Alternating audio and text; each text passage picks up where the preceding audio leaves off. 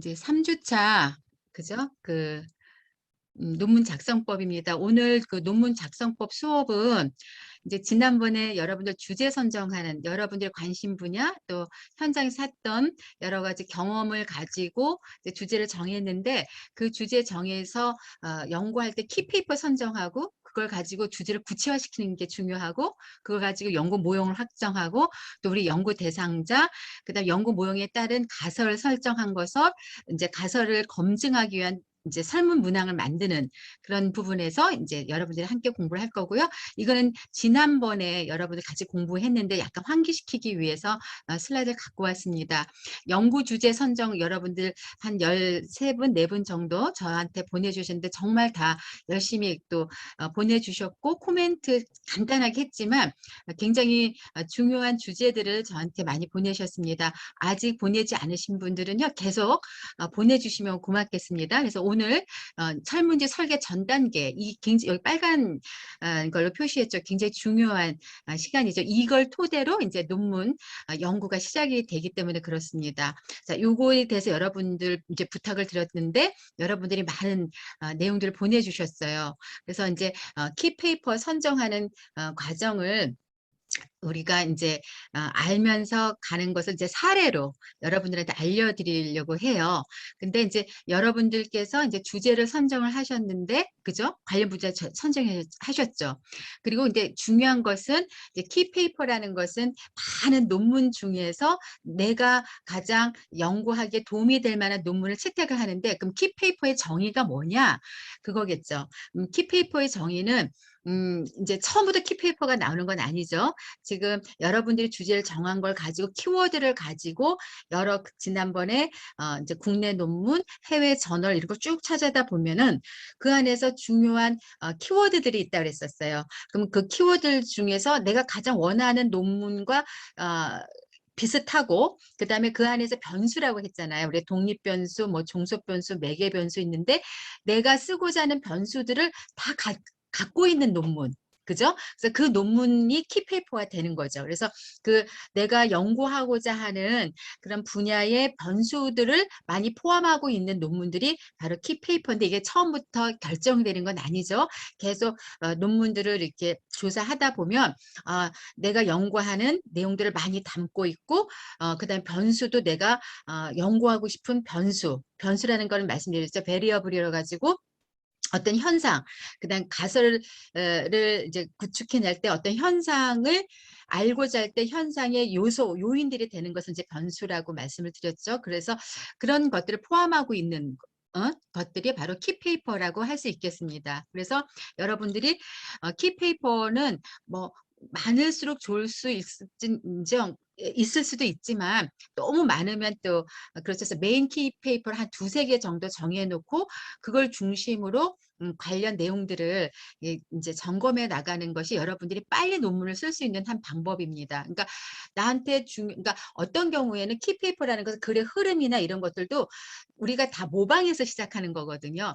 이렇게 이런 식으로 쓰면 되겠구나 하고 가장 좋은 사례가 좋은 걸 딱 두고 그걸 기준으로 써내려가면 여러분들이 이제 헤매는 시간들을 많이 이제 줄일 수가 있겠다라는 겁니다. 자, 그래서 그런 키페이퍼를 가지고 중심 논문이 바로 키페이퍼인데 이거는 꼼꼼하게 읽어볼 필요가 있겠죠. 그래서 이해를 충분히 해야 된다. 그러나 이제 키페이퍼가 아닌 것은 제가 30분마다 한 권씩 읽으셔야 된다 이렇게 말씀을 했습니다. 영어도 이렇게 번역본까지 이렇게 만들어 놓으면 되죠. 이거는 다 어떻게 한 거죠? 구글링에서 갖고 온 거죠. 갖고 와서 일단 끌어다 놓는 거고요. 그래서 여러분들이 해외 논문 보는 것도 열심히 잘 찾아서 보시는 그런 노력들을 함께 이제 이렇게 해주셨으면 좋겠습니다. 자, 키워드를 먼저 도출해야 되겠죠, 여러분들. 그래서 제가 여러분들이 저한테 보내준 주제를 가지고 키워드가 될 수 있다라는 것을 제가 초록색으로 잠깐 이렇게 다 코멘트는 해놨습니다. 그래서 키워드를 검색해서 논문과 이제 저널을 검색해야 돼요. 지금 이제 여러분들이 저한테 이렇게 딱 그 주제들을 정하셨잖아요. 그러면 저는 이제 개인적으로 저한테 오세요 해 가지고 자 키워드를 어떤 걸 할 수 있겠냐면은 이제 본인이 키워드를 낼 수도 있고 제가 같이 해서 키워드를 만들어 냅니다. 그리고 그 키워드 가지고 일단 이제 논문 검색에 들어가야 돼요. 그래서 논문 검색해서 보면은 맞는 논문들이 나오거나 아니면 아닌 논문들도 있거든요. 그리고 이제 맞는 논문이 나온다 그러면 분야별로 그러니까 홀더를 따로따로 해 가지고 그때부터 인제 차곡차곡 저널들을 저장해 놔야 되는 거죠.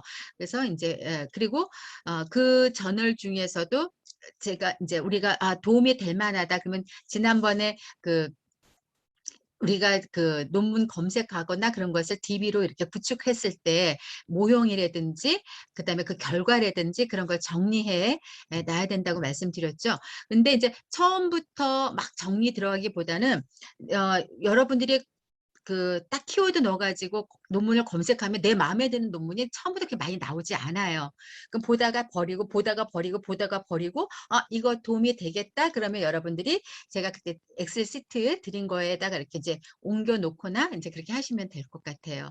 자 그래서 제가 인제 우리 박주연 원우님 의 논문 주제 가지고 연구 주제를 어떻게 키워드를 가지고 검색을 해서 어 더 주제를 구체화시키고 심지어 모형까지 또 심지어 제목까지 가는 과정을 이제 이렇게 굉장히 러프합니다. 이거 한 제가 4 시간 동안 찾아서 이거 만든 거거든요.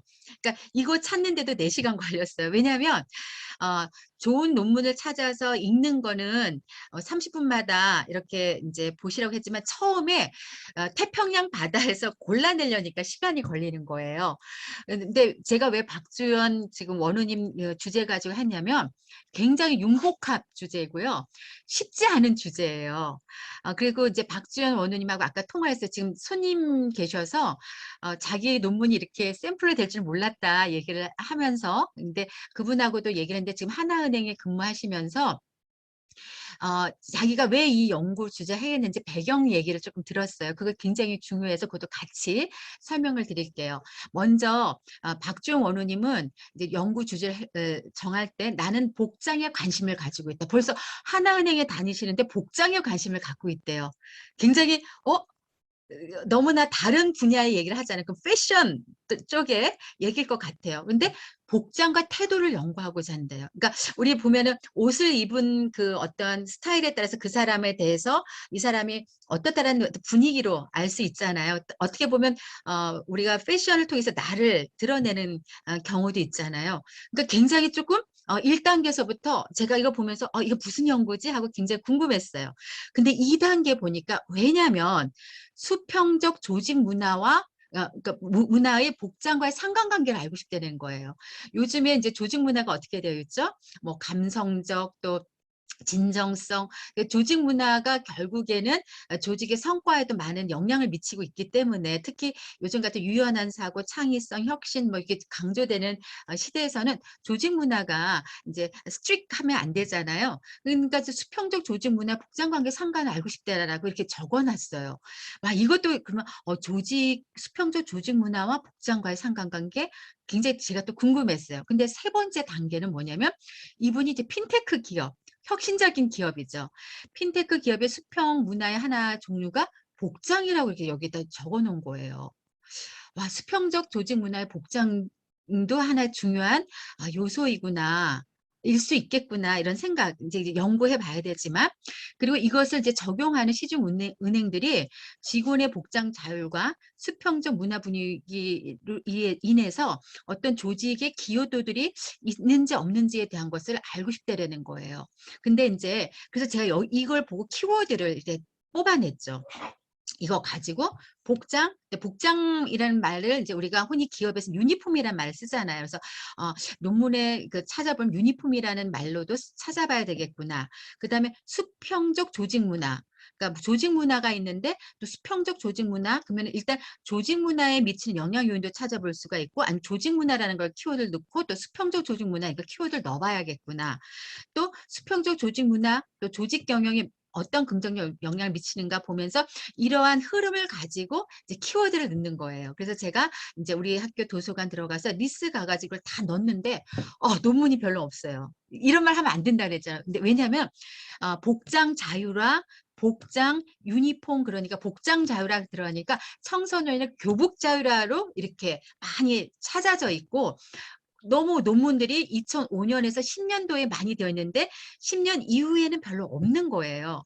그래서 제가 고민을 많이 한 거죠. 이거 복장 유니폼. 근데 유니폼을 또 찾아보니까 유니폼에서 찾아보는 논문들에서는 어 유니폼이 오히려 기업 의 이미지, 브랜드 인지 제고에 지대한 좋은 영향을 미치고 있는 거예요. 그래서 유니폼을 벗기는 게 아니라 유니폼을 입혀야 된다라는 논문이 또 많이 나와 있는 거예요.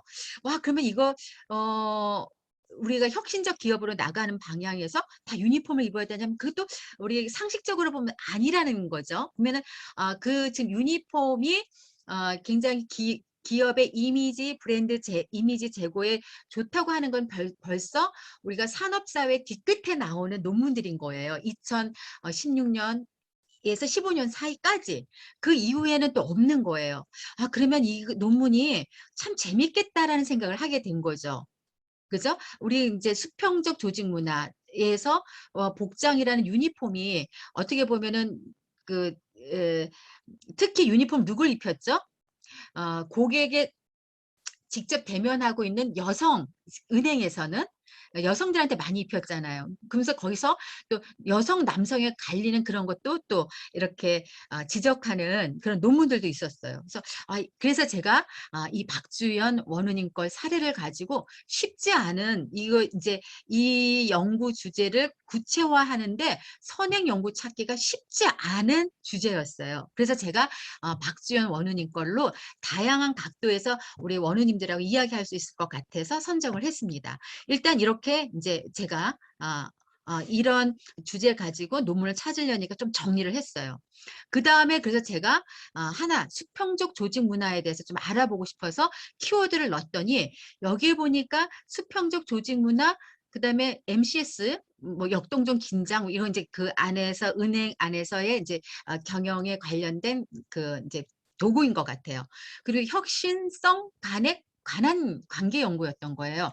근데 여기서 쭉 봤더니 혁신과 관련해서 수평적 관계에 관심이 요즘 집중되고 있다라는 거예요. 이게 몇 년도냐면 2020년도예요. 최근 논문이잖아요. 그러면은 박주연 원우님이 말한 수평적 조직 문화라는 것은 연구의 가치가 있다라는 거 벌써 이제 여기서 파악을 하게 된 거예요. 그러나 혁신과 수평적 관계를 지원할 수 있는 수평적 조직 문화의 중요성에도 불구하고 이렇게 나와 있죠. 그런 이런 것을 고려해서 수평적 조직 문화 혁신 간의 관계에 관한 연구가 거의 없다는 거예요.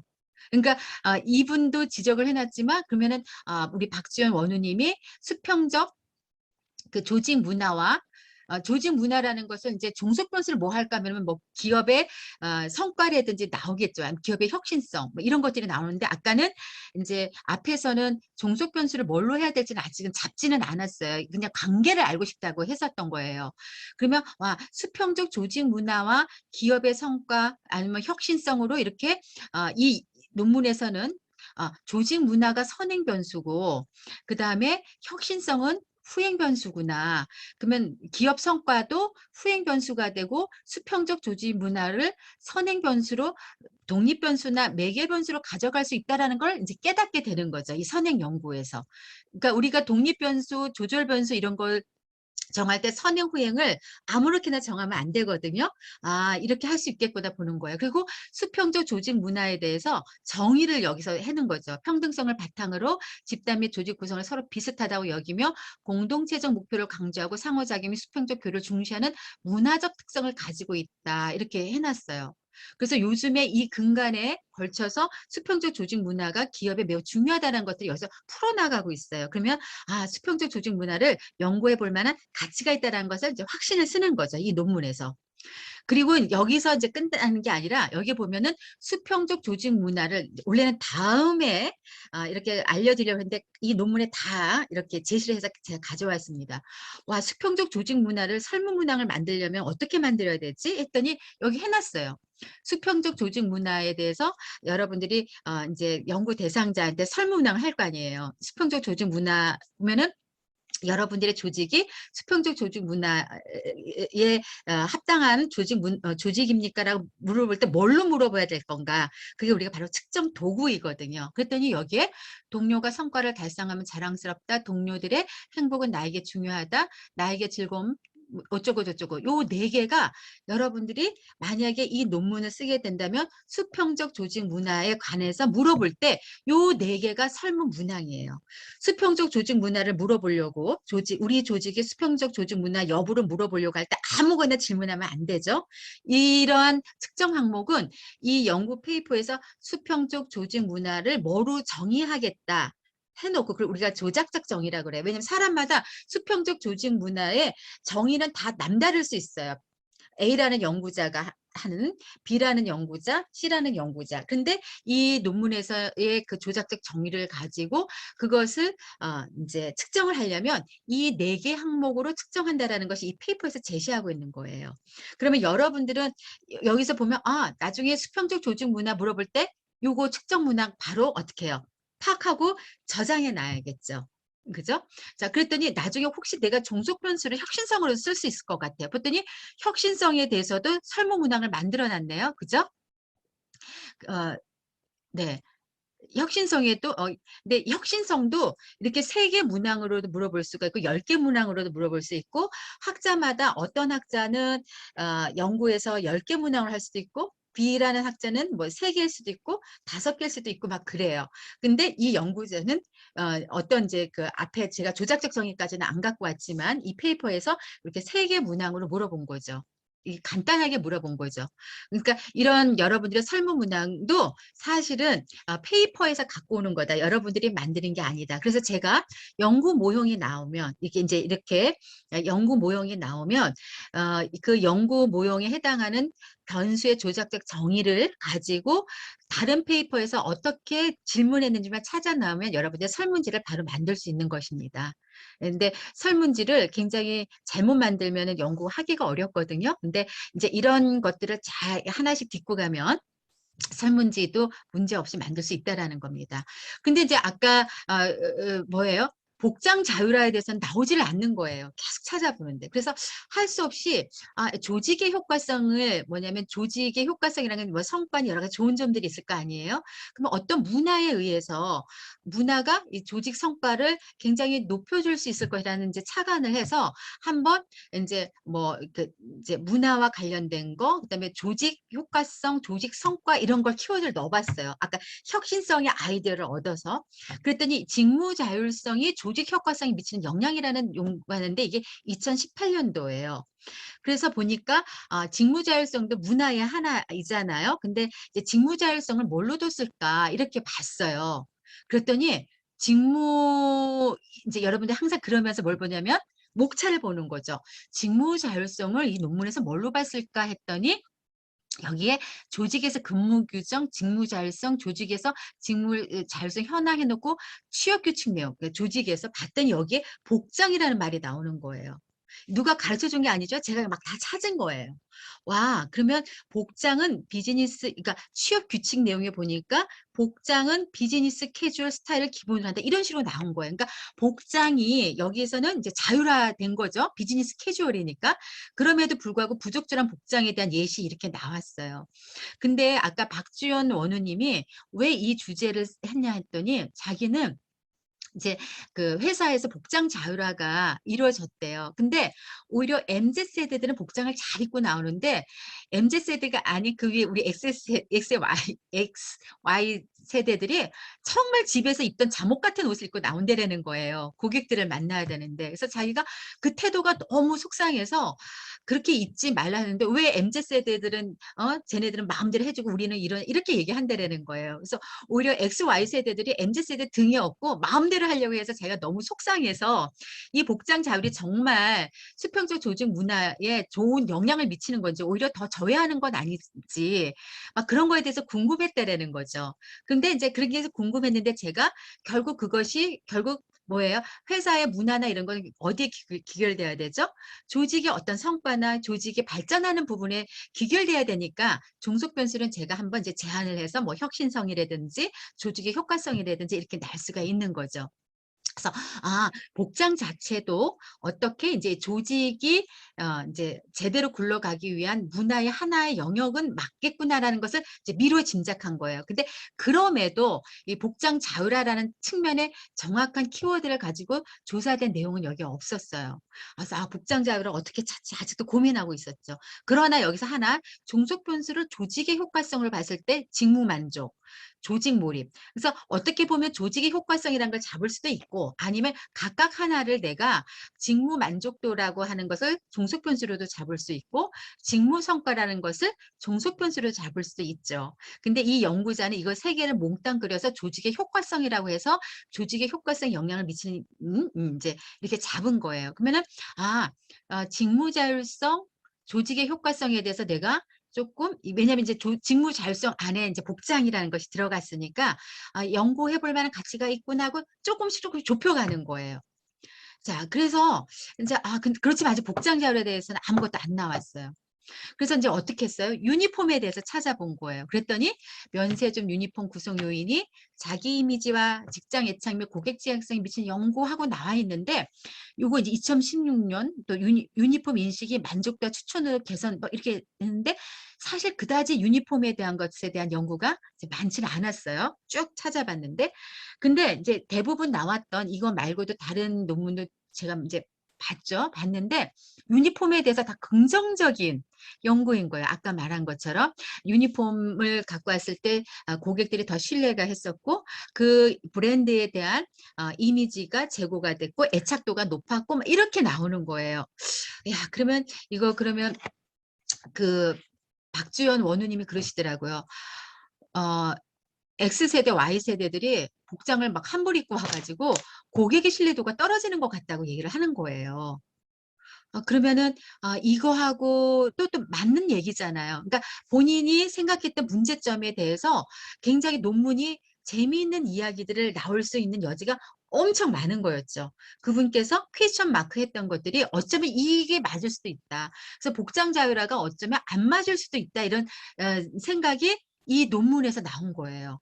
자기 현장에서의 경험이 이 논문에서 나온 거죠. 근데 그분이 이걸 몰랐죠. 몰랐지만 제가 찾아보니까 그분이 문제 제기한 게 이런 논문에서 나온 거예요. 그러니까 섣불리 복장 자율화가 안 맞을 수도 있다. 왜냐하면 저도 예전에 ERA인가요? 그 부동산 전문 회사에서 많은 사람들이 중개업을 하는데 그냥 깨끗하게 그냥 옷을 입었다 할지언정 ERA에서는 영국식 복장에다가 펜과 그다음에 노트와 그리고 명함 집과 그 펜도 몽블랑 썼어요. ERA의 영업사원들은요. 그렇게 하고 옷에도 마크가 딱 있는 거예요. 그 복장 마크, 복식 마크 있잖아요, 영국식. 그리고 딱 와서 앉아 있는데요. 얼마나 신뢰가 되는지 모르는 거예요. 부동산 회사에 그 사람의 전문성에 대해서 그 복장과 몽블랑 만년필과 노트로 인해서 굉장히 신뢰가 가더라는 거죠. 그러니까 이 박주연 우리 원우가 생각했던 것에 맞을 수도 있어요. 그러나 또 한편으로는 요즘에 혁신성 그다음에 그런 기업 문화의 창의성을 높여주는 그런 측면에서 복장 자율화가 과연 져야 할 것인가? 또 반대 의견을 낼 수도 있다라는 거죠. 그러니까 굉장히 이 논문 재미있는 논문이 될 수 있는 거죠. 그분이 논문을 이제 쓰실지 안 쓰실지는 모르겠지만 진짜 재미있는 논문이 되는 거예요. 그리고 이거 많은 기업에 시사점을 전달해 줄 수 있는 그런 것들이죠. 그래서 제가 이 인제 핀테크라고 하니까 이런 이제 은행, 금융기관에 대해서 어떻게 생각하는지 그리고 금융기관에서 직무성과 영업성과 뭔지 하고 이렇게 좀 찾아봤어요. 그랬더니 이 안에서는 별로 찾은 거 없는데 조직 문화라는 조절 효과라는 게 나오는 거예요. 근데 이제 수평적 조직 문화. 그래서 이 안에 들어가서 인제 조직 문화에 대한 것도 찾아봤고요. 그다음에 하나의 그 또 저널을 봤더니 핀테크 기업의 혁신성. 바로 이거였잖아요. 박지원 원우님이 인제 자기네 핀테크 기업이고 자기네 이제 회사들이 핀테크 혁신적인 기업이기 때문에 많은 사람들이 창의성과 자율적 분위기에서 어떤 아이디어를 많이 내는 그런 걸 하기 위해서 복장 자율화를 했는데 어 그런 것과 비슷한 키워드들이 여기 나와 있는 거예요. 그래서 여기 읽어 봤어요. 이걸 찾았어요. 찾아서 읽어 봤더니 어떤 고객 문제 해결과 결부된 혁신성은 핀테크 기업의 생존과 성장을 위한 필수 조건이 된다라는 거예요. 와, 그러면 우리가 제가 아까 조직 성과에서 조직 효과성보다는 이 혁신성이라는 종속 본수를 가져오는 게 어떨까라는 이 논문을 보고 다시 조금 더 좁혀갈 수 있는 거죠. 본 연구는 핀테크 기업의 혁신성과 관련한 서비스, 기술, 문화적 측면 여기 또 나와요. 문화라는 게. 근데 이 문화를 어떻게 했냐면 여기에서는 이렇게 읽어 봤더니 어 여기서 보니까 기업가적 문화를 매개 역할을 하는 걸로 나타냈대요. 인제 독립 변수가 아니라 매개 변수, 문화를 매개 변수로 넣은 거죠. 그러니까 어떤 인제 그래서 이걸 매개 변수가 될 수 있다라는 것은 아까쯤 우리가 음 뭐였죠? 복장 자율 관련 그걸 문화라고 본다면 우리가 매개 변수지만 독립 변수로도 쓸 수 있구나. 다시 한번 여기서 확인하게 된 거죠. 그리고 아까 이제 문화의 부분에서 복장이 들어가 있었으니까 문화에는 여러 가지가 있었죠. 인사 규정, 무슨 규정 막 다 있는데 복장 규정도 들어가 있었으니까 기업가적 문화가 매개면 복장도 이 안에 들어가니까 매개 역할로도 갈 수도 있겠고 독립 변수로도 갈 수 있겠구나라는 것을 알 수 있습니다. 근데 밑에 이분이 이제 이거 인제 초록에서 본 건데 기업가적 문화를 제도적으로 정착시키는 게 중요하다고 나온 거예요. 이 기업가적 문화가 뭘까? 수평적 조직 문화일까? 무슨 문화일까? 생각했는데 아까 앞부분에 보니까 수평적 조직 문화가 혁신성에 중요하다고 또 앞에 문장에 나온 거예요. 그러면 이 기업 과정 문화가 수평적 조직 문화랑 좀 중요하구나. 그럼 아까 유니폼에 대해서 나온 거하고는 조금 대별될 수 있지만 어쨌든 수평적 조직 문화가 중요하고 그러면 그 안에 복장도 들어가니까 복장에 대해서 유니폼보다는 자율성 있는 복장이 말이 들어갈 수도 있겠다라는 것이 미루어 짐작할 수 있는 거예요. 그래서 여기에 보면 여러 가지 용어들이 우리들이 하고자 했던 용어들이 많아요. 그러면 이 페이퍼가 바로 키 페이퍼가 되는 거죠. 네. 그래서 제가 이렇게 키 페이퍼라고 해 놓고 이걸 꼼꼼히 읽어 봐야 되는 거죠. 자, 그리고 인제 봤어요. 복장하고 찾아서 키워드를 봤더니 자꾸 이런 것만 나오는 거예요. 여러 가지 중에서 봤더니 청소년의 성격 특성과 의복 욕구에 따른 복장 규제에 대한 반응, 청소년. 그래서 2011 년도예요. 보니까 가정교육 전공이에요. 그러니까 우리가 생각하는 경영하고는 다르지만 굉장히 융복합 주제인 거죠. 제가 말했죠. 요즘에 좋은 주제들은 융복합 주제라고 말씀드렸잖아요. 그래서 제가 인제 이걸 또 찾아봤죠. 봤더니 어 청소년의 성격 특성, 그러니까 복장 자율, 그럼 복장을 자유를 입는 그 대상자들 생각하면 직원들이 될 수가 있잖아요.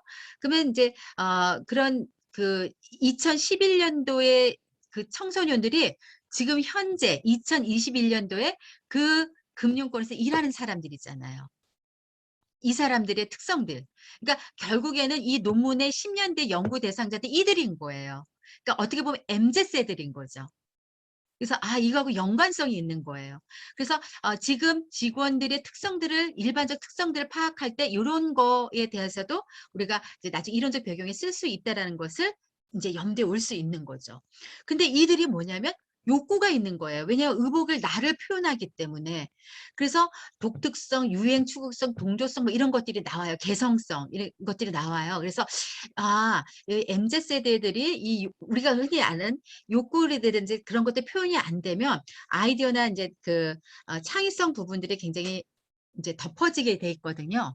그러면은 '이런 부분들이 굉장히 중요하구나. 규제를 하면 안 되겠다.'라는 것이 이 페이퍼에서 나오는 얘기예요. 그러면 복장 자율이 뭐 기업 경영 이런 그런 논문은 없지만 이거 지금 다른 전공에서 갖고 와서 이 복장 규제가 이 청소년들의 아이디어 창의성, 어떤 자신의 개성성, 차별성, 특수성 이런 것들을 저해한다라고 하는 키페이퍼가 되는 거죠. 아까 유니폼하고는 또 다른 페이퍼가 되는 거예요. 그래서 지금 여기 적혔듯이 현재 직원의 대부분이 이 연구식의 연구 대상자인 거예요. 그래서 현재 지금 중요한 직원들의 세대 특징을 어필할 수 이걸 가지고 이 선행 연구를 가지고 제가 말한 것처럼 이런 연구인데 이 연구의 대상자가 지금 연구 대상자 세대가 같다. 뭐 이렇게 끌어내면서 쓸 수도 있다라는 거죠. 네. 그래서 복장 자율에서는 이제 이런 페이퍼를 다른 전공에서 가져올 수 있다라는 거죠. 그래서 제가 이제 해외 논문을 또 찾아봤어요. 많이는 찾아보지 않은 거죠. 왜냐하면 사실 인제 이거 주제를 하기 위해서는 다각도로 찾아야 되거든요.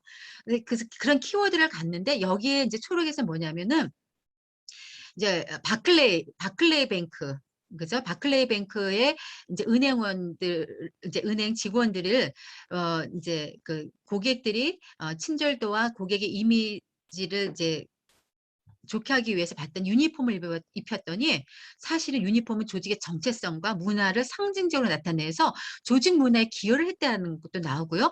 강력한 고객 관계를 구축했다. 그래서 유니폼, 이제 복장을 어떤 일정하게 입히는 것은 브랜딩 활동의 일부로 기업 이미지를 제고한다. 그리고 저희도 브랜딩 전략할 때 유니폼에 대해서도 많이 얘기하거든요.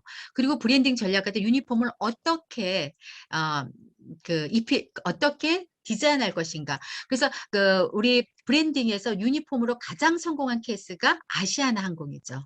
아시아나의 그 색감하고 아시아나의, 근데 그리고 나서 어떻게 했죠? 칼에서 다시 바꿨잖아요. 아시아나의 그 이미지 제고가 올라가면서 매출이 올라가니까 그다음에 칼이 또 복장을 바꿔 버렸잖아요, 유니폼을.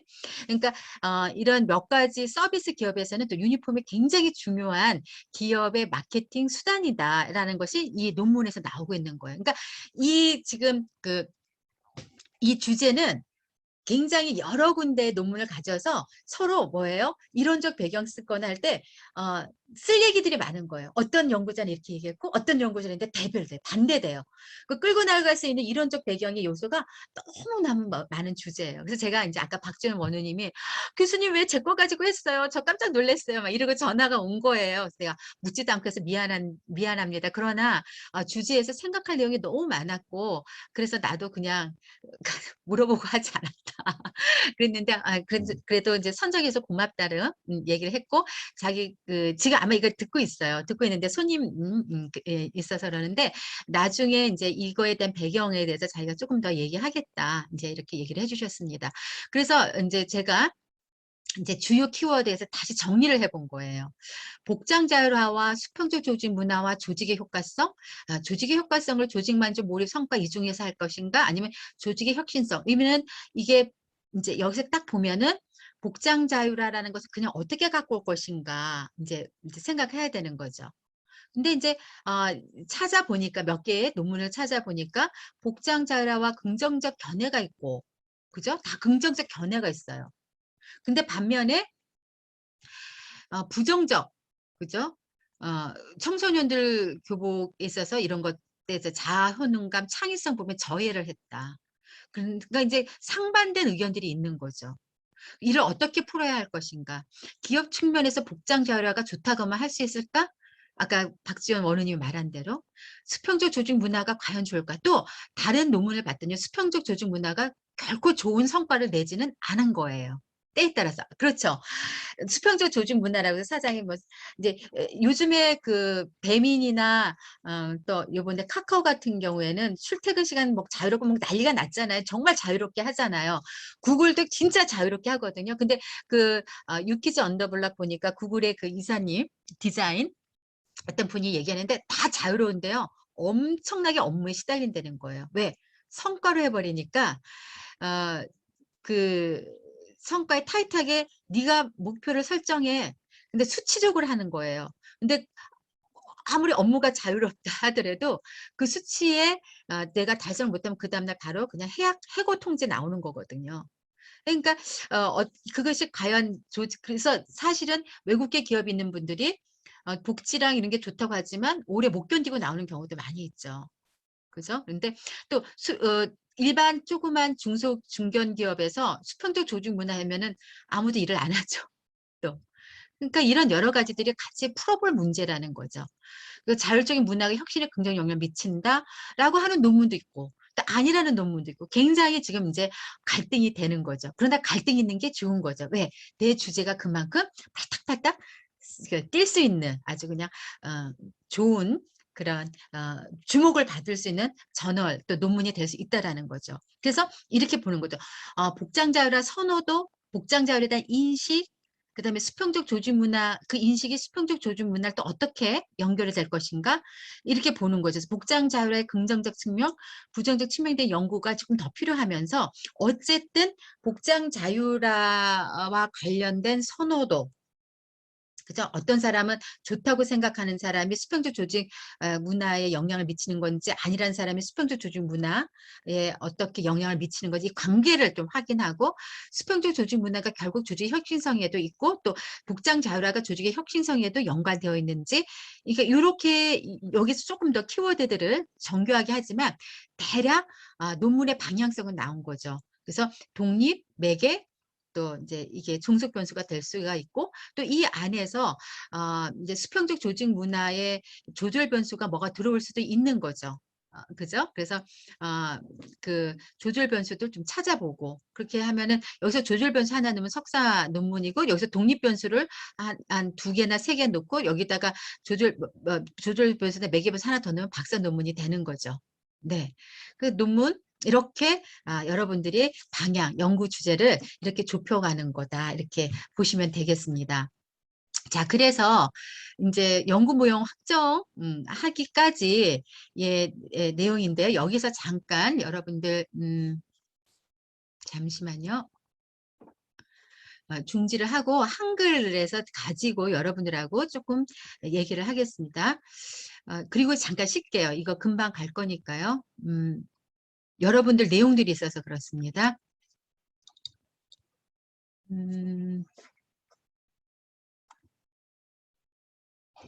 네, 여기 있네요. 자, 여러분들 건데요. 잠깐 코멘트 할게요. 왜냐면 서로 다 공부가 되기 때문에. 자, 우리 강영구 원우님이 이 연대보직 면제가 청년시대청 의사의 결정에 미치는 영향 되게 중요한 문제죠. 근데 사실 연대보직 면제가 창업의사 하는 부분에 굉장히 좋은 그러니까 상식적으로 필요한 부분인데 근데 여기에서 조금 어떤 차이를 둘 것인가. 그러니까 창업의사 결정 요인을 조금 찾아보고 여러 가지가 많은 거예요. 근데 연대 보증인 면제가 이제 제도적으로 어떻게 지원하는지, 그다음에 연대 보증인 면제 부분에서 그 창업 단계별로 어떻게 생각하는지 여러 가지를 볼 수가 있을 것 같은데, 근데 초창기니까 창업 의사니까 초창기겠죠. 근데 이제 이 부분에서 시니어나 청년 대상으로 한다고 하셨으니까 좀 비교해 볼 수도 있는 거고. 그래서 지금 연대 보증인 면제 자체는 분명히 좋은 제도니까, 그죠? 창업자 결정에 중요한 좋은 영향을 미칠 것 같아요. 그런데 같은데 창업의사 결정 반드시 연대 보증인 면제 때문에 창업의사를 하는 건 아닐 거란 생각이 들어요. 그죠? 그러면 연대 보증인 면제가 어떤 변수랑 붙였을 때 더 의사결정에 좋은 영향을 미칠 것인가 해서 단순히 연대 보증인 면제만 가지고는 아닐 거라 생각이 드는 거죠. 그러면 연대 보증인 면제가 더 활발하게 더 활성화될 수 있도록 하는 영향 요인들은 무엇일까 해서 연대 보증인 면제가 오히려 그 연대 보증인의 역량이나 이거와 같이 가야 될 변수들은 뭐 없을까? 그래서 일단은 이것을 구체화시키려면 이거 제가 다 차질 않았지만 창업 의사 결정 요인에 대한 것을 좀 다각적으로 보면서 여기에서 연결고리를 찾아야 되지 않을까 이렇게 생각하고요. 자, 우리 정우성 원우님께서 또 컨설팅 서비스 지원을 받은 창업계 생존과 성장에 미친 영향을 알고 싶기 때문이다 이렇게 나왔어요. 이거 자체가 논문 주제가 되죠. 그래서 여기서 보면은 중소인데 네.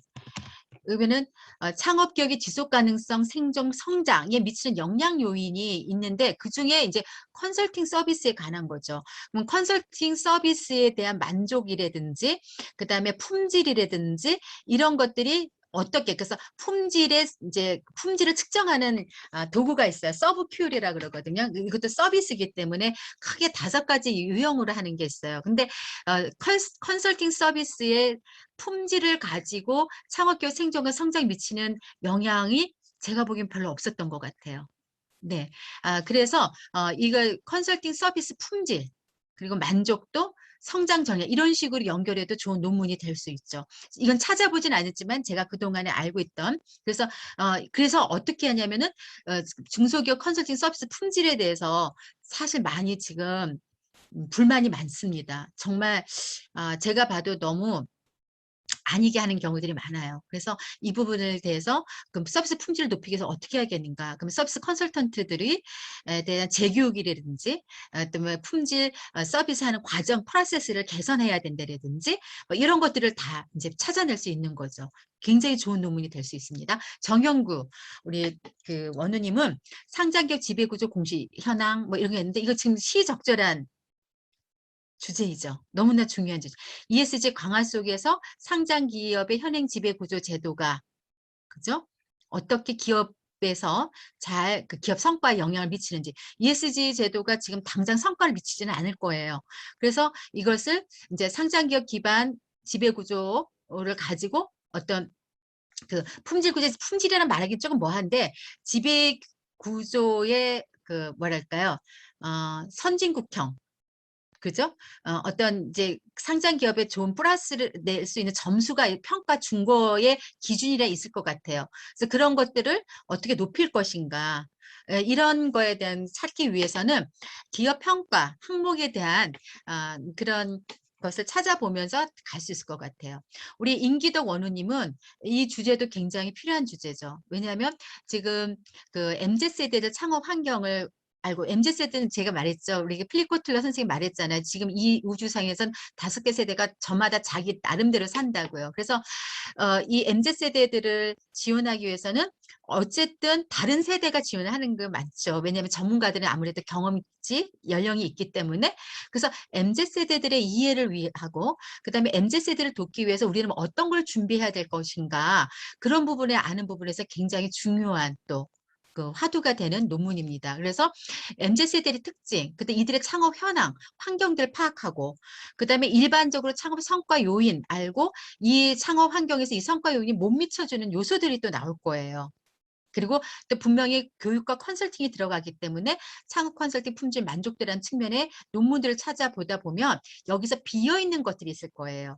그래서 그런 거 가지고 변수를 또 넣기도 하고 그러니까 비어있다기보다는 뭔가 조금 더 추가해가지고 해서 그것을 찾아낼 수 있는 방안들 하면 이것도 굉장히 좋은 논문이죠. 재밌죠. 네, 쓸 얘기가 많죠. 예. 그다음에 이송필 원우님은 이제 시니어 창업에 대해서 쓰시겠다고 했어요. 그죠? 근데 세대별로 다르기 때문에 이것도 똑같이 아까 MZ세대에 대한 거라면 시니어도 똑같이 이런 식으로 접근하면 좋죠. 시니어 세대의 특징, 이들의 경험지가 있었고 그다음에 이들의 또 이제 특징 중에 이제 신체적인 부분이 이제 좀 쇠약해지기 때문에 그거와 관련해서 어떤 창업 분야에 대한 부분 여러 가지가 있겠죠. 일반 창업하고 다른 특징들.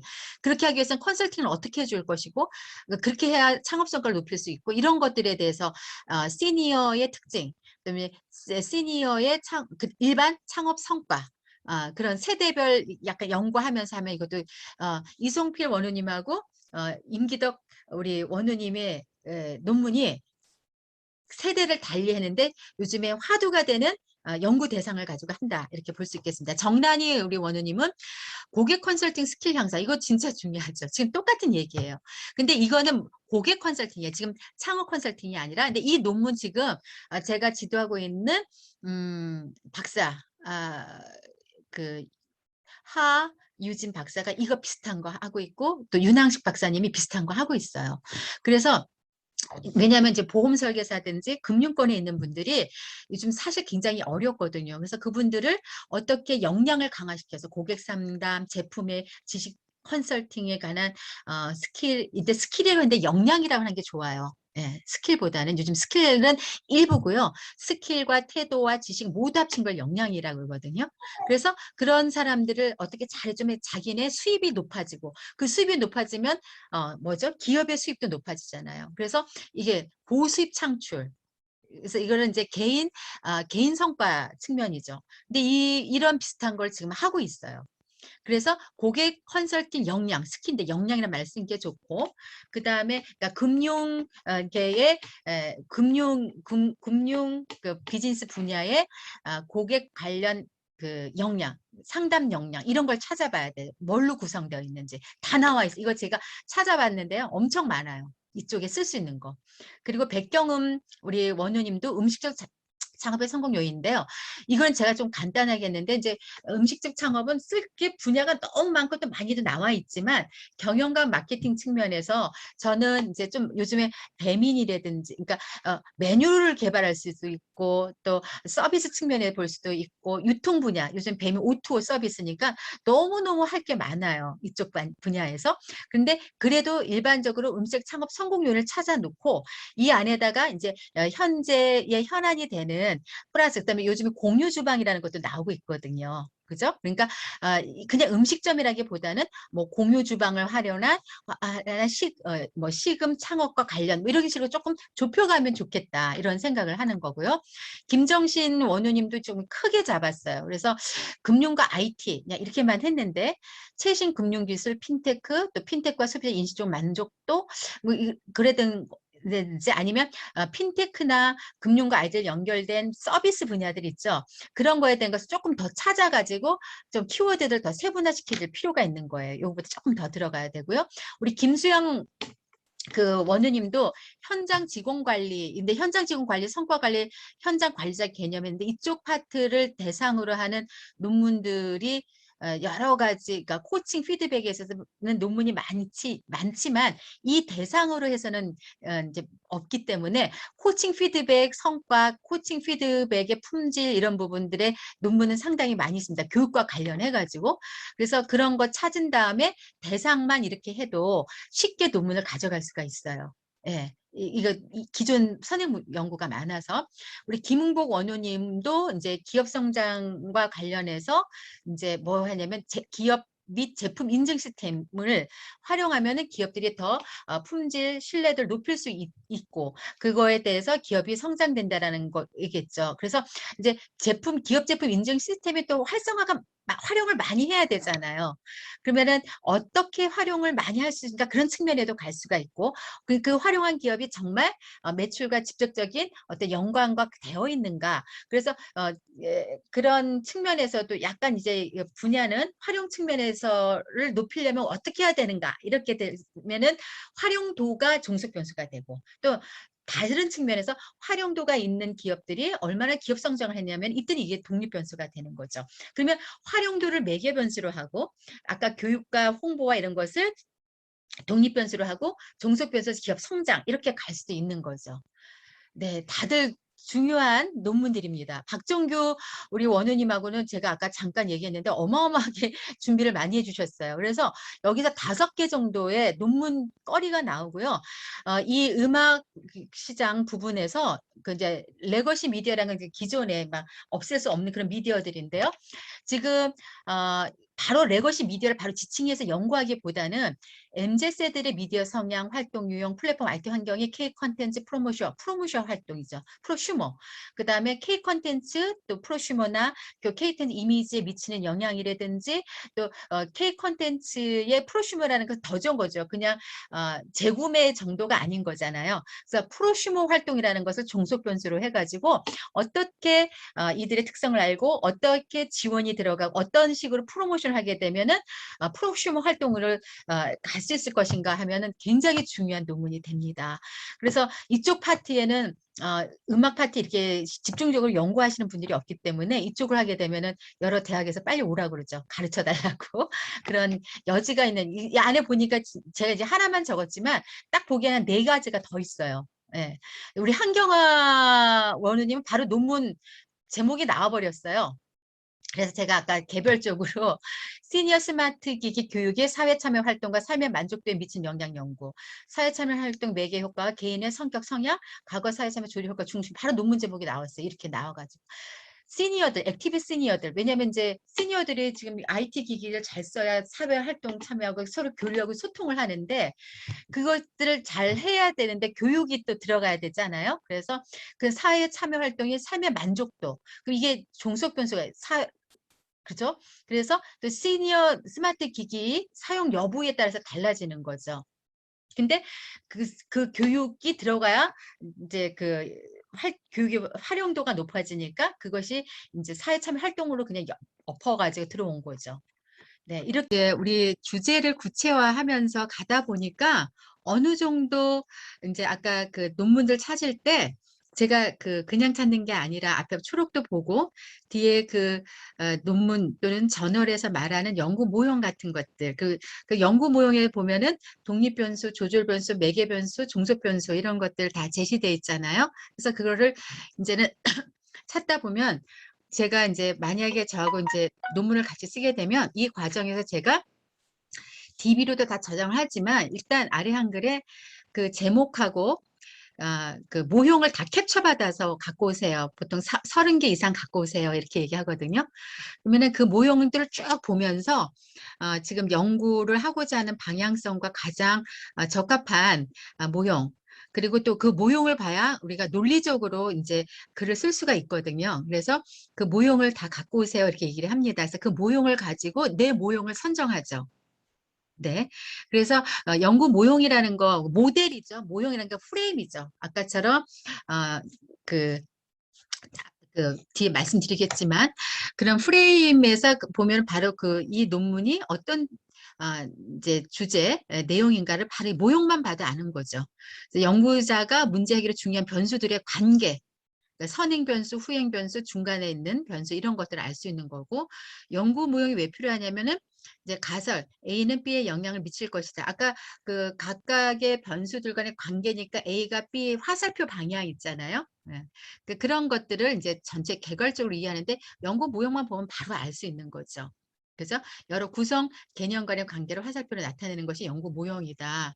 그래서 연구를 이제 확정하는 건데 키 페이퍼 하나만으로도 연구 모델을 구성할 수 있죠. 아까 앞에 제가 잠깐 사례를 보여드렸지만 그걸 키페이퍼로 가지고 그것만 가지고 와도 되는 거죠.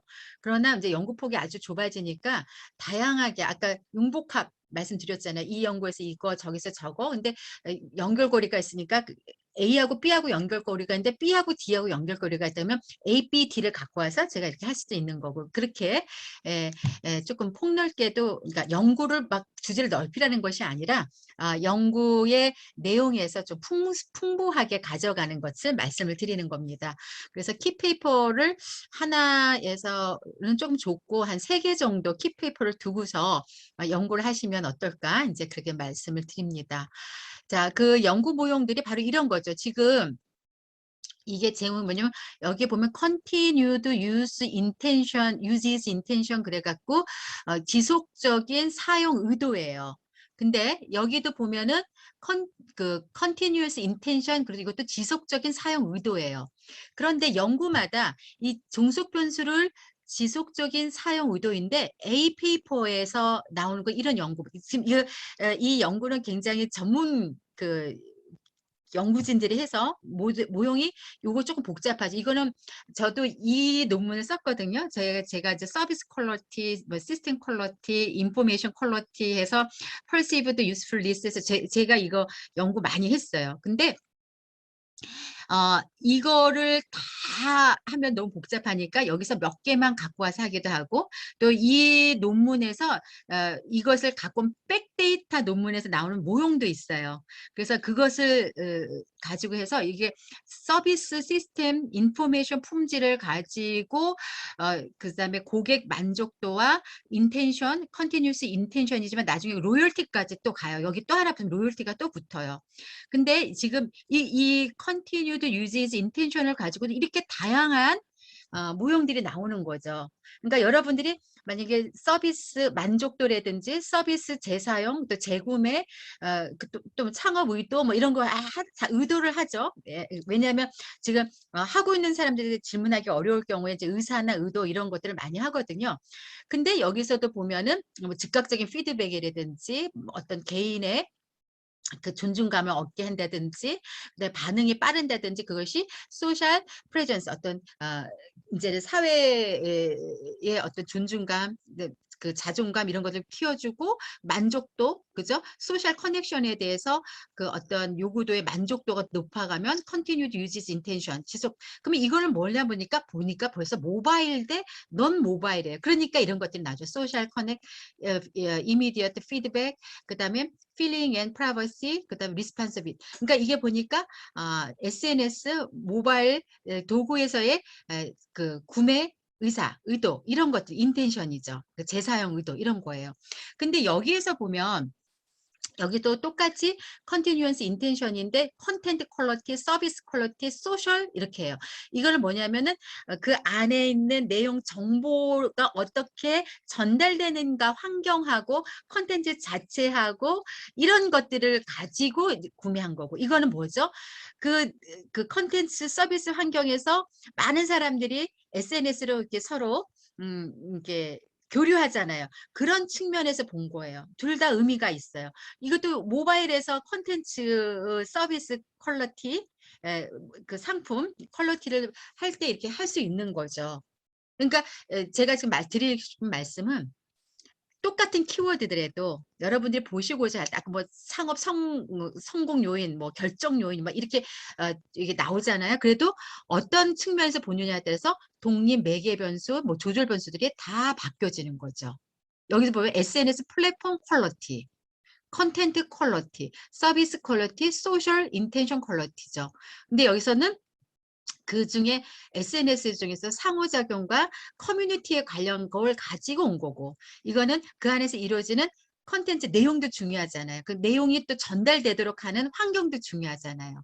그러니까 플랫폼 퀄리티 뭐 이렇게 나온 거죠. 되게 둘 다 비교하니까 재밌네요. 그죠? 그러니까 여러분들이 아까 이제 주제들을 막 보면서 그 논문들을 찾았을 때 각 논문마다 같은 키워드인데 연구 모형들이 다 달라요. 그래서 제가 연구 모형을 적어도 30개 이상을 갖고 오세요 그러면은 같은 용어들인데 막 모형들이 다 달라요. 근데 여기서 보면은 알 수 있는 게 있죠. 와, 퀄리티나 그러니까 인텐션은 최종이구나. 그 안에 만족도가 먼저 선행 변수일까? 그다음에 재구매가 선행 변수일까 봤더니 만족도가 선행이고 얘가 후행인 거예요. 다들 논문이 그래요. 그래서 여러분이 거꾸로 재구매 의사 놓고 만족도를 뒤로 놓으면 이거 잘못된 논문이죠.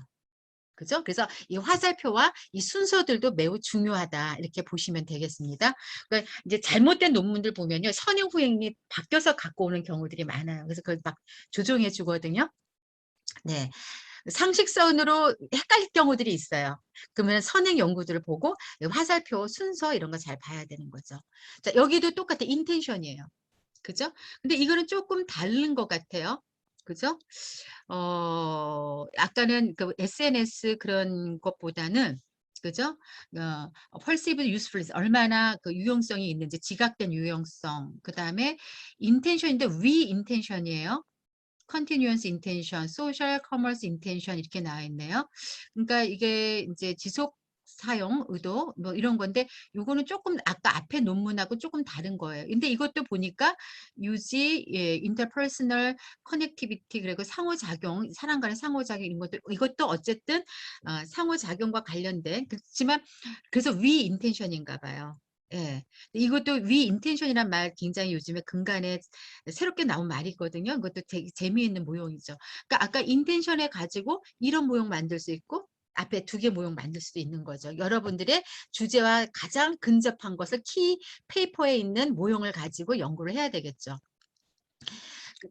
이것도 지난번에 잠깐 말씀드렸죠. 뭐 이렇게 독립변수, 조절변수, 구매 이행률, 이게 협력에 관련된 것들, 이제 협력 정도, 협력 경험, 그다음에 각각의 역량, R&D 집중도. 근데 그것이 구매 서로 대기업, 중소기업 간에 약속 맺은 대로 대기업이 중소기업의 제품 서비스를 구매했느냐 안 했느냐 막 이런 것들 보는 것들, 이것들이 다 연구 모형이라는 거죠.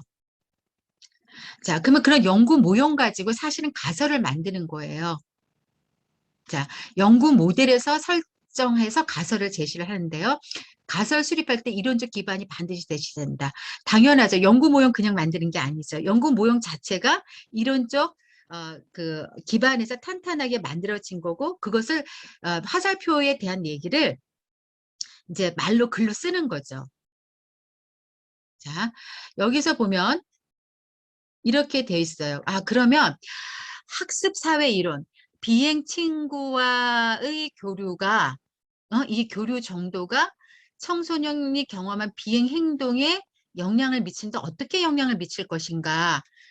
교류가 많아지면 비행 행동도 높아질 거다. 이렇게 보는 거죠. 그죠? 그래서 비행 친구와의 교류 정도가 많은 교류를 하게 되면 청소년이 경험한 비행 행동도 증가할 것이다. 이렇게 말로 써주는 거죠. 그게 가설 1이죠.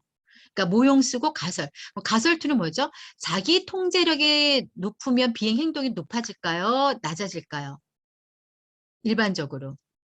그죠? 그래서 자기 통제력이 있으면 청소년 비행 행동이, 만약에 통제력이 떨어지면 비행 행동 수준이 이게 높아질 것이다. 그러니까 여기는 자기 통제력이 낮아지면 비행 행동이 높아질 것이다.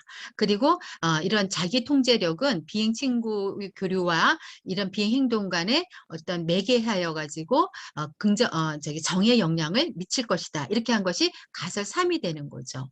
그래서 이거를 뒤에 말로 풀어볼게요. 아까 그 그림 봤잖아요. 이렇게 해서 사실 연구 문제를 통해서 연구 모형이 나오고, 연구 모형을 이렇게 글로 푸는 것이 연구 가설인 거죠. 그래서 연구 문제는 뭐였어요? 비행 친구들하고 많이 사귀면 비행 수준이 어떻게 될까? 많이 높아질 것 같아. 그러면은 청소년의 비행 친구의 교류 수준이 높아질수록 개인의 비행 경험도 많아질 것이다. 그러니까 친구 잘 사겨라 이런 얘기겠네요. 두 번째, 아까 높아질 것이라고 종속 변수 했으니까 경험이 많아질 것과 똑같아야 되겠죠. 같이 물어보니까 그러면 자기 통제력 수준이 따라서 비행 수준도 어떤 영향을 미칠까? 통제력이 낮으면은 비행 경험이 많아질 것. 아까 가설 2였잖아요. 그죠? 그리고 이런 자기 통제력이, 그죠? 비행 친구 교류와 경험에서 어떤 매개 효과를 주는데 정적인 영향. 그래서 자기 통제력이 증가함에 따라서 증가하면 감소되고 얘가 감소되면 증가할 것이다. 뭐 이렇게 매개 효과돼서 이렇게 쓰는 겁니다. 그래서 여러분들이 연구 모형이 정해지면 바로 가설 바로 쓸 수 있는 거죠. 그러니까 가설만 봐도 연구 모형을 알 수가 있고, 연구 모형만 봐도 가설 안 봐도 다 알 수 있는 거죠. 그죠? 근데 논문에는 연구 모형도 쓰고 가설도 써야 된다. 이렇게 보시면 되겠죠. 이것도 쓸 수 있죠. 이거 보니까 독립변수가 크게 두 개 범주네요. 훈련생의 사회심리적 특성하고 프로그램의 특성. 아까 여러분들 이제 뭐 경영 컨설턴트 뭐 이런 컨설팅 교육 이런 거 이렇게 볼 수 있겠죠. 예. 훈련 프로그램 특성, 훈련의 사회적 특성이 고용 가능성, 그러니까 그 실패에 관한 내성이 있거나 비공식적 네트워크, 내성 있거나 비공식 네트워크가 있으면 고용 가능성에 긍정적 영향을 미칠 거예요. 그죠? 그다음에 훈련의 현장 지향성, 그러니까 현장에서의 어떤 적응력이 있는 거죠. 그다음에 경력 개발을 또 지원해 프로그램이, 그죠? 그러면은 여기서 교육을 받으면 고용 가능성이 높겠죠.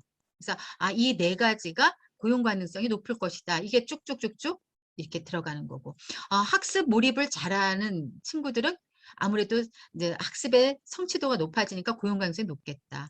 또 학습 몰입을 잘하는 친구는 경력 계획도 잘할 것이다.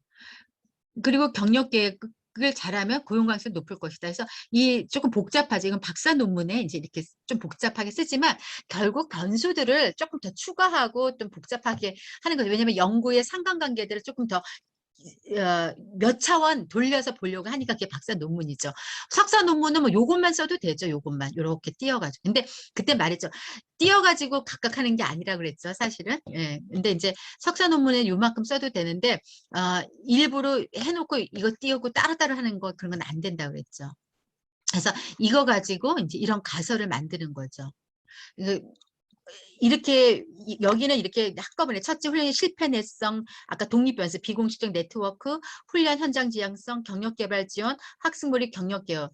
그래서 매개 변수까지 6개를 놓고 고용 가능성에 직접적인 정량을 미칠 것이다. 해서 6개죠. 그래서 H1, H2 여기 나오면 아까 하나, 둘, 셋, 넷, 다섯, 6개가 다 얘한테 영향을 미칠 것이다. 근데 따로따로 하나씩 적어주는 게 좋습니다. 이 논문은 한꺼번에 막 적어놨어요. 근데 따로따로 적는 게 좋고요. 그다음에 훈련생의 실패 내성 그런 것이 학습 몰입을 매개로 고용 가능성에 간접적 점적 영향을 미칠 것이다. 매개 변수에 대해서 얘기하는 거죠. 요거. 그죠? 그래서 따로따로 띄어져서 이렇게 써주는 게 좋겠다. 이렇게 보시면 되겠습니다. 이렇게 적어주는 게 좋죠. 사실은. 아까 한글로는 저렇게 써놓고 표로 이렇게 적어주는 게 좋습니다. 그래서 첫 번째는 이제 아까 사회적 심리 특성, 프로그램 특성, 몰입 경력 개혁. 사회적 특성이 2개가 있었고 프로그램 특성이 2개가 있었으니까 둘넷 학습 몰입 경력 개혁. 그래서 둘 하나 해가지고 6개의 가설이 이제 나왔죠. 여기에서 통계 방법은 나중에 말씀드리겠지만 이제 위계적 회귀 분석을 하겠다. 둘째, 매개 효과에 대한 거 얘기하는 거죠. 그래서 그 매개로 그죠? 학습 몰입을 매개로 했을 때 이제 독립변수와 종속변수 간에 그 3개만 했네요. 4개 안 하고. 그래서 1, 2, 네 번째를 안 했고 여기는 4개 독립변수 4개를 가지고 경력 계획에 다 할 것이다. 근데 왜 여기는 2-4가 없을까? 그런 거는 이제 선행 연구에서 그런 부분에 대해 찾지 못했기 때문에 빼거나 했을 거예요. 근데 왜 그랬나 한번 볼까요?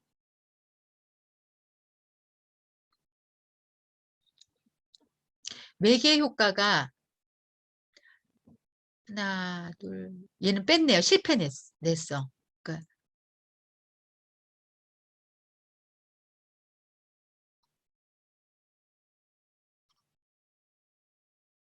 그죠? 그래서 그런 것을 이제 선행 연구에서 이렇게 가져온다 이렇게 보시면 되겠습니다. 이렇게 적어주시는 게 좋죠. 이런 정도 되면 박사 논문은 이렇게 씁니다. 네, 이것도 마찬가지죠. 이건 뭐죠? 자, 여러분 한번 만들어 볼까요? 자, 핵심가치 교육이라고 해가지고 핵심가치 교육이 핵심가치 교육을 잘하면은 핵심가치 실천. 그래서 그 안에 교육 내용의 방법, 자료 및 매체, 강사님 학습 촉진자, 교육 유용성.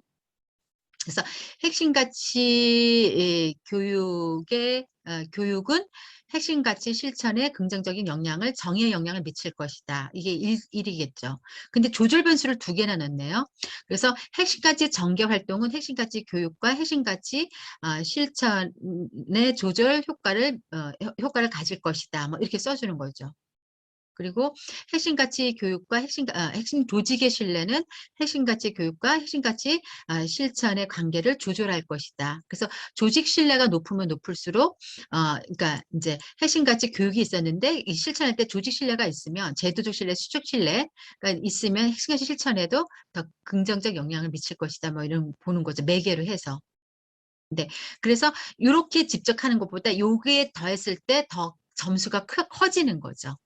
얘도 긍정적 영향을 미치는데 얘가 들어갔을 때 오히려 더 얘는 작지만 얘가 들어갔을 때 더 큰 어떤 수치를 나타낸다면 얘가 조절 효과가 있는 거죠.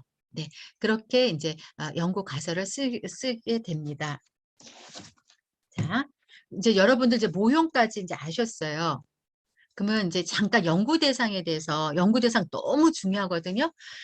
연구 대상을 잘못 선정하면 연구를 할 수도 없죠. 지난번에 내가 접근하지 못하는 연구 대상으로 연구했다가 설문지도 못 받고 인터뷰도 못하고 그러면 안 된다고 그랬어요. 그래서 연구 대상에 관련된 부분 잠깐 정리하고 가겠습니다. 연구 대상이라는 것은 시작 전에 해놔야 돼요. 이번에도 저 석사 논문 쓸 때 연구 대상 때문에 굉장히 연구 주제가 또 바뀌기도 하고 또 변수도 바뀌기도 하고 그랬어요.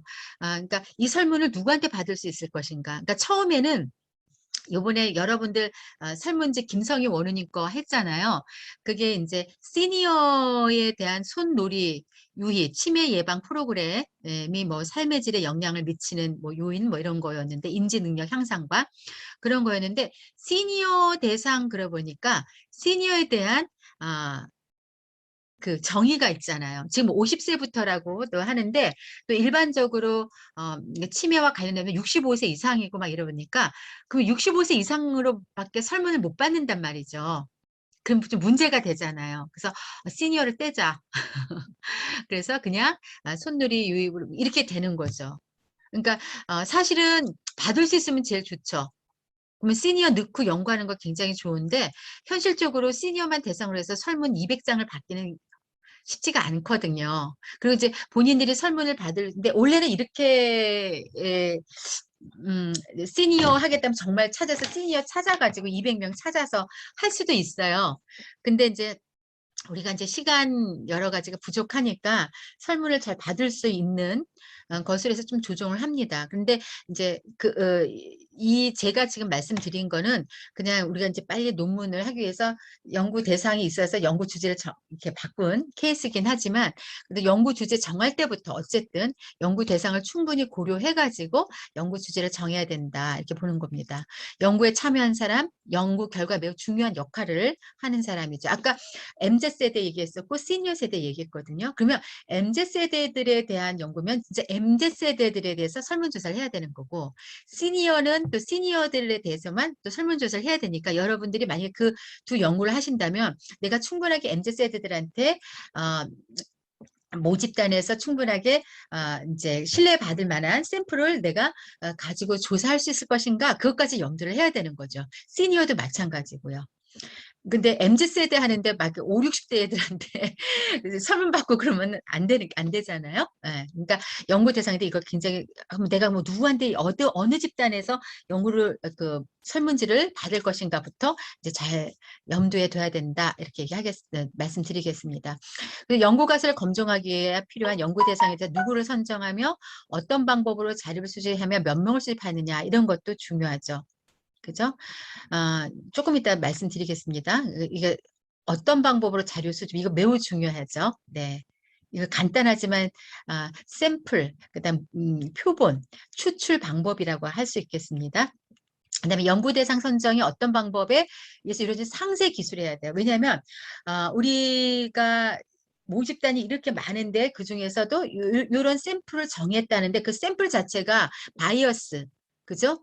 오염 또는 오차 범위 내에서 오차를 넘어버리면 안 되거든요. 그러니까 우리가 샘플을 어떻게 선정을 했다라든가 설명이 사실 논문에 들어가야 돼요. 근데 이것이 잘 안 이루어진 논문이 많을 때 논문의 품질이 떨어진다 이렇게 보겠습니다. 제가 이제 우리 여기 석사 박사 논문 지도하고 또 논문 심사도 하는데 제가 이제 논문 심사할 때 너무 아닌 연구 내용하고 연구 대상자가 너무 아닌 경우가 많았어요. 뭐냐면 제가 그때 박사 심사였을 때였는데 우리 대학원 원우들 선후배들한테만 다 했더니 학력에 편중화가 된 거예요. 다 박사. 그러니까 연구 대상자의 일반적 특성이 고학력인데 고학력 정도가 박사가 70%, 석사가 30%인 거예요. 잘못된 거거든요. 바이어스가. 그거 특히 또 뭘 물어봤냐면은 3, 4년 전이었는데 플랫폼 비즈니스에 대한 걸 물어보는 거예요. 근데 이들이 연령대가 또 높은 거예요. 그래서 그 연구에서 사실은 연구 대상자가 맞지가 않아서 "이거 샘플링이 잘못됐다. 샘플링이 잘못되면 논문 다시 써야 되거든요."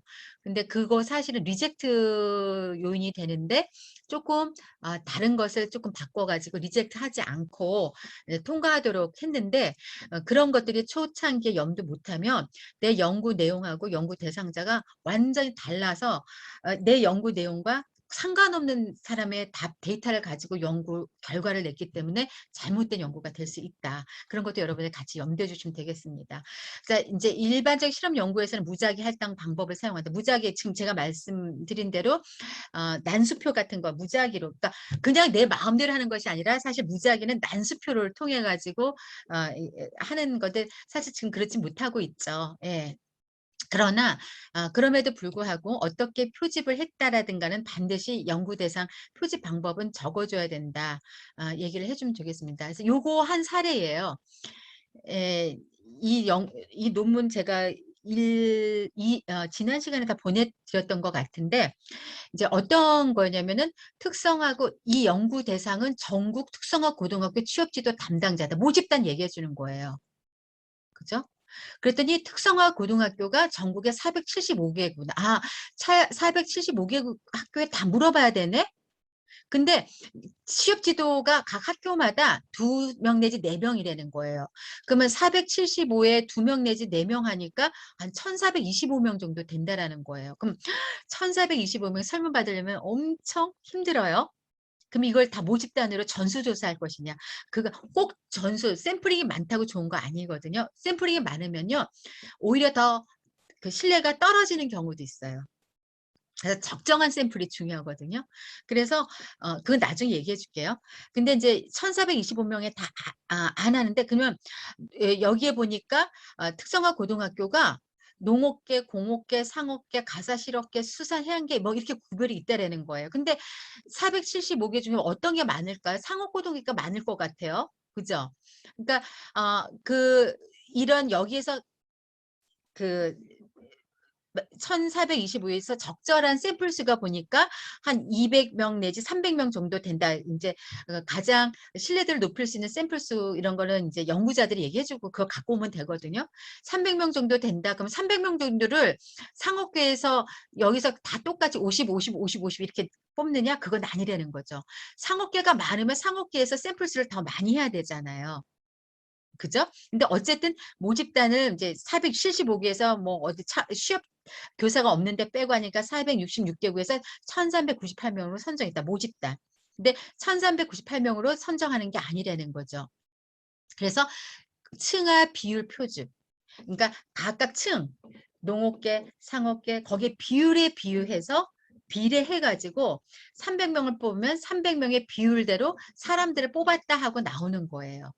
그래서 계열별로 농업계를 56 명, 300명 중에서 여기에 인제 여기 보면은 적정 표집 수가 샘플 수가 310명 정도다. 그건 왜 그러냐면 이제 이렇게 이런 모집단이 1,000 명일 때 적정 샘플 수 이런 미리 다 나와 있는 연구들이 있어요. 우리가 하는 게 아니라. 그럼 그거 갖다가 쓰면 돼요 그냥 이런 것들. 그래서 근데 누락될 수도 있으니까 우리 310 명이지만 한 2 배로 하겠다. 620 명을 샘플로 했는데 620 명의 샘플을 보낼 때 각각 그 비율대로 그러니까 전체 비율이 9.0이니까 620 명 1명 중에 9%는 56 명, 공업계는 42.9가 되니까 266명 이렇게 된 것이 이것이 바로 층화 비율 표집이라는 거죠. 그러니까 우리 예를 들어서 뭐 선거인단 뭐 이렇게 했을 때 서울에서 또 강동구 뭐 서초구 뭐 여러 개 있으면은 거기에 인제 인구 비율 대비 뽑아 가지고 해야 되는 거잖아요. 근데 잘못된 거 이거죠. 강원도에 강원도에 인구 비율이 없는데 거기서 100명 뽑고 서울에서 100명 뽑고 이러면 돼요, 안 돼요? 안 된다라는 거죠. 그 얘기를 하는 것이 층화 비율 표집이다. 그래서 나중에 인제 이것도 같이 또 쉽게 알려 드릴게요. 근데 여러분들이 복잡하게 다 알 필요는 없고요. 보통 쓰는 방법 한 2-3 가지만 알고 있으면 돼요. 네. 어 이것도 인제 그 우리 모집단은 대기업에 근무하는 모든 종사자 얼마나 많아요. 그죠? 대기업에. 근데 어떻게 해 가지고 요렇게 10개 기업에 계열사에 있는 사람들을 하겠다 하는 건데 이것도 이제 여러분들이 나중에 지금 다 보지 마시고요. 이제 그렇게 하여튼 표집하는 방법도 이렇게 자세하게 적어줘야 된다. 이렇게 알고 있습니다. 연구 대상. 그러니까 연구 대상은 연구 주제 정할 때부터 확실히 정하고 그다음에 어떻게 표집할 것인가 그런 것도 이제 염두하면서 연구 모형 정하고 연구 가설 쓰면 돼요. 자, 그래서 연구 모형하고 연구 가설까지 쓰면요. 설문지 금방 만들죠. 왜 그럴까요? 아까 말했죠. 연구 모형에서 난 키페이퍼 뒤에 보면 그 변수들에 대한 설문 문항이 다 나와 있어요. 요번에도 우리 그 김성희 원우님 또 이제 더 다른 원우님들인데 본인들이 개발한 게 아니에요. 여러 문항에서 맞다고 생각하는 그 정의에 해당하는 측정 도구 가지고 붙여놓은 거예요. 그러면 설문지 돌리고 나면 그 다음에 이제 이론적 배경 쓰면 되죠. 그 다음에 설문지 나오고 나면 통계 돌려서 연구 결과 쓰면 되죠. 금방 쓰죠? 네. 아닌가요?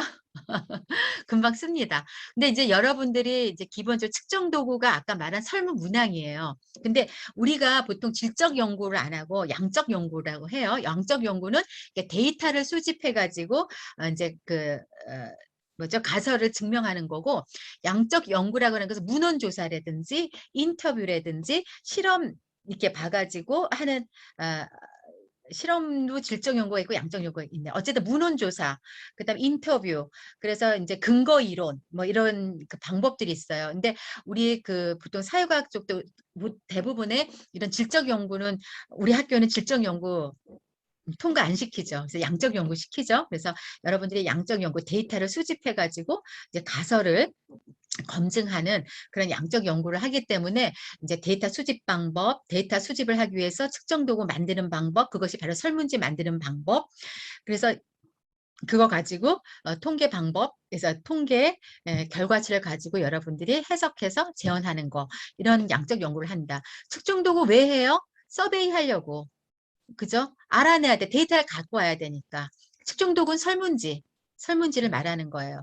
그래서 그 설문지의 문항들이 어떤 것들은 회귀 분석, 이건 이제 통계 방법이거든요. 이거 지금 알면 어려우니까 어쨌든 그 데이터를 가지고 통계 방법 돌려가지고 결과를 알아내고 그 가설이 정말 채택이 되느냐 기각할 것이냐 이런 걸 아는 거죠. 그래서 설문지, 설문 항목으로 주로 이루어져 있죠.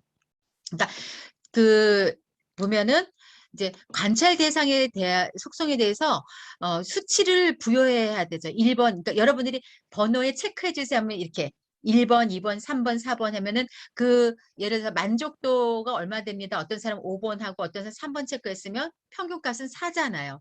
그래서 이 그룹의 만족도는 4입니다. 이렇게 얘기해야 되잖아요. 그러니까 수치를 부여하는 과정이죠. 그래서 그 측정은 스케일이라고 하는 점수 예, 하는데 예를 들어서 키는 뭘로 재죠? 자로 되고 몸무게는 저울로 되고 소비자 제품의 태도 조사는 설문지에 있는 이 척도 가지고 1번, 2번, 3번, 4번, 5번에 여러분 점수가 어떻습니까? 아니면 여러분들이 이 브랜드에 얼마만큼 100점 만점이라면 5개 브랜드에 각각 얼마의 점수를 부여하겠습니까? 이렇게 물어보고 평균치 가지고 하는 거거든요. 다 우리가 샘플의 평균치 가지고 표준 편차 가지고 이것을 기각 영역에 있느냐 채택 영역에 있느냐 이렇게 아는 거거든요.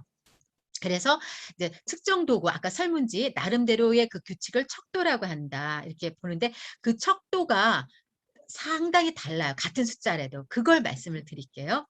자, 우리가 1, 2, 3, 4, 5 숫자가 있잖아요. 근데 자, 여자 1번, 남자 2번 하면 2를 여자 1, 남자 2가 부여했으면 남자 2가 여자의 2배라는 뜻일까요? 1과 2는 어떤 뜻이죠? 그 여자 1과 남자 2를 더하면 3이 되나요? 아니죠. 그럼 구분 짓는 거죠. 분류하는 거죠. 그죠? 그래서 그런 구분이 많잖아요. 뭐 예를 들어서 우리가 분류할 것들 엄청 많죠. 그러니까 예를 들어서 이제 뭐 그 색깔 선호도 빨간색 좋아하는 사람이 1번, 파란색 좋아하는 사람이 2번, 노란색 좋아하는 사람이 3번. 그렇게 했어요. 그러면 그 1, 2, 3은 순서가 있나요? 빨간색이 먼저고 노란색이 나중인가요? 그런 거 아니죠. 뭐죠? 구분 짓는 거예요. 그러니까 집단을 구분 짓는 거.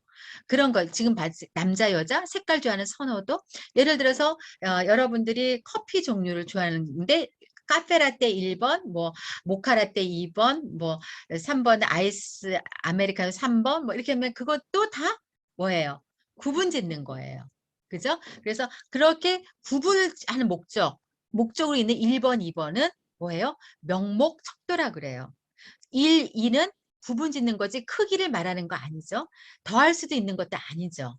근데 반면에 또 서열 척도는 뭐냐면 고졸 이하 2번 대학교 재학, 3번 대학교 대학교 재학 5번인데 구분은 졌는데 어떻게 해요? 순서는 있네요.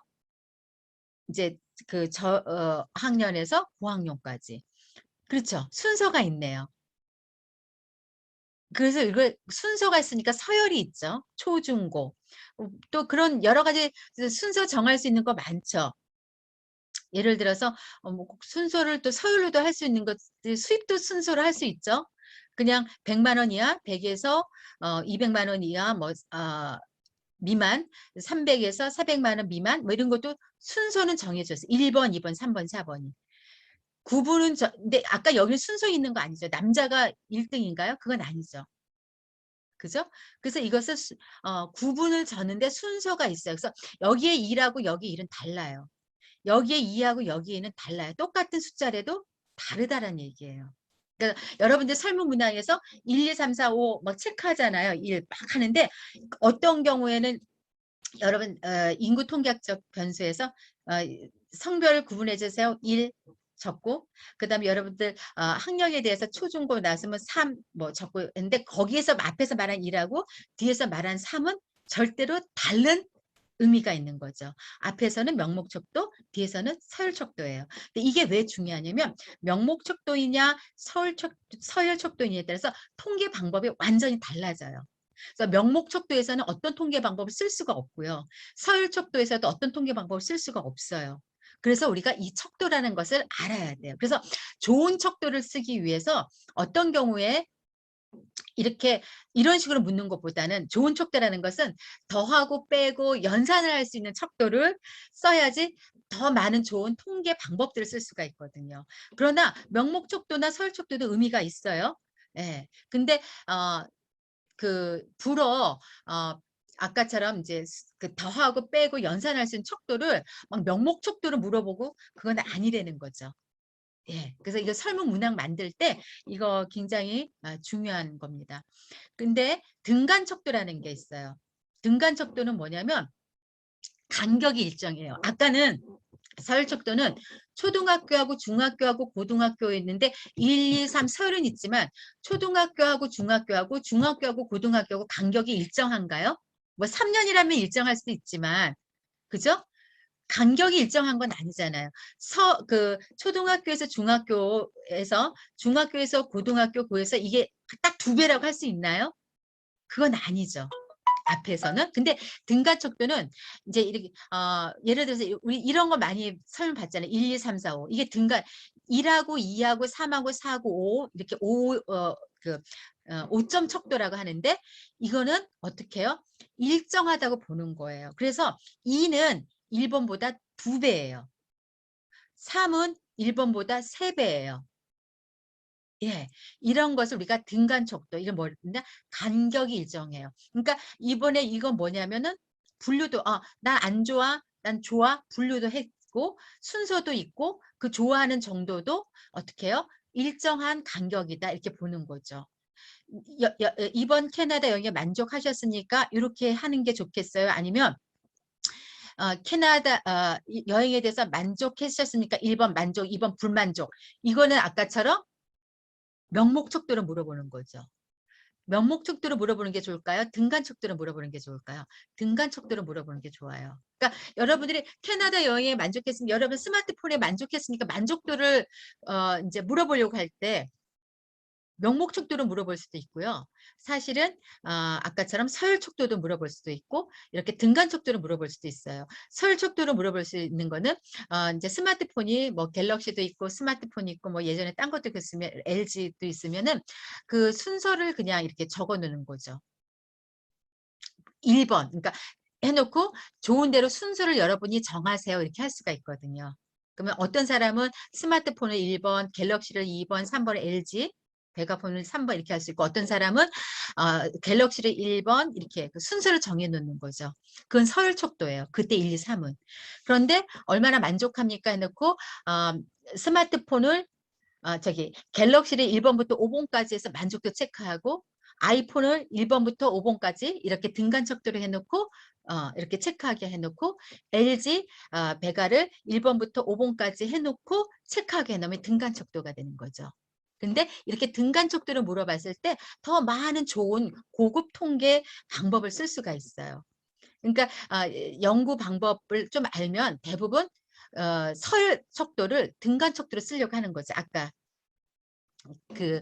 지금 방금 스마트폰 만족도 물어볼 때 것처럼 서열 척도를 안 쓰고 명목 척도를 안 쓰고 대부분 등간 척도를 쓰려고 그러죠. 그래서 대부분 많은 연구들이 등간 척도로 이렇게 물어봅니다. 네. 자, 비율 척도. 등간 척도와 비슷한데 절대 0을 갖고 있죠. 아까 여행에 만족했습니까? 절대 0은 없잖아요. 근데 여기는 귀한 라면에 일주에 평균 몇 회 드십니까? 0이 있을 수 있잖아요. 이런 것을 비율 척도. 몸무게도 0이 있죠. 아무것도 없으면 키도 0일 수 있죠. 태어나지 않고 아직 엄마 뱃속에 있으면. 근데 매출도 0원에서 시작하잖아요. 그러니까 그런 것들을 비율 척도인데 등간 척도, 비율 척도 모두 다 고급 통계를 쓸 수가 있고요. 이제 0이 있는 것들이 그다지 또 많지 않기 때문에 대부분 연구 조사할 때 등간 척도를 많이 씁니다. 그래서 이번에 김성희 원우님 이렇게 보면은 등간 척도, 서열 척도, 그다음에 명목 척도 썼어요.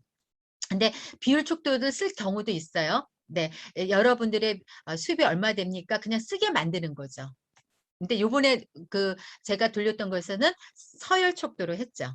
근데 자, 이런 것들을 척도에 대해서 알아야 된다. 그래서 여기에서 말하는 1, 2, 3, 여기에서 2번, 여기서 2번, 앞에서 2번, 2번 다 달라요.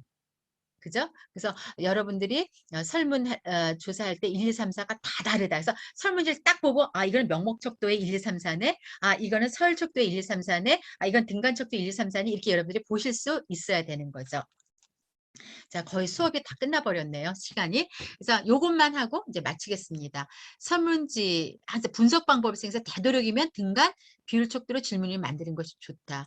라면의 선호를 측정할 때 명목은 가장 선호하는 브랜드.